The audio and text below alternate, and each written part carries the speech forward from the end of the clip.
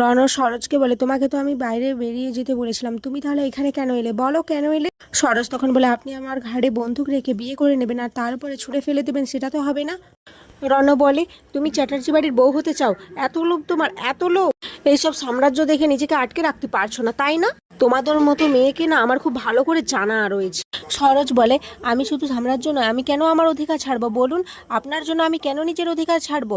আর মিডিয়ার লোকের সামনে যখন আমাদের বিয়ে হয়েছে, তাই সমস্ত নিয়মকানুন ওদের সামনেই পালন করা হবে। রণ বলে, তুমি টিকতে পারবে না এই বাড়িতে, কিছুতেই তুমি টিকতে পারবে না, তোমাকে এই বাড়ি থেকে বেরিয়ে যেতেই হবে। সরোজ বলে, ঠিক আছে, আপনার চ্যালেঞ্জ আমি একসেপ্ট করলাম। এটা শুনে রণ বলে, ওকে ঠিক আছে, দেখি তুমি কতদিন টিকতে পারো। এরপর অপলা রণ আর সরোজকে বরণ করে, আর এটা দেখে অনেকেই খুব খুশি হয়ে যায়, আবার খুব রেগে যায়। এরপর পাশ থেকে রাগিনী বলে, ওয়েলকাম সরোজিনী। এটা শুনে সবাই তো অবাক হয়েছে যে রাগিনী এটা কেন বল। এদিকে সরোজ এরপর দুধে হালতায় পা দিয়ে সেই ঘরে প্রবেশ করে আর মনে মনে বলে, আমি আমার মা বাবার খুনিকে ঠিকই খুঁজে বের করব, এটা আমার প্রমিস। আর এখানেই আজকের পর্ব শেষ হয়েছে।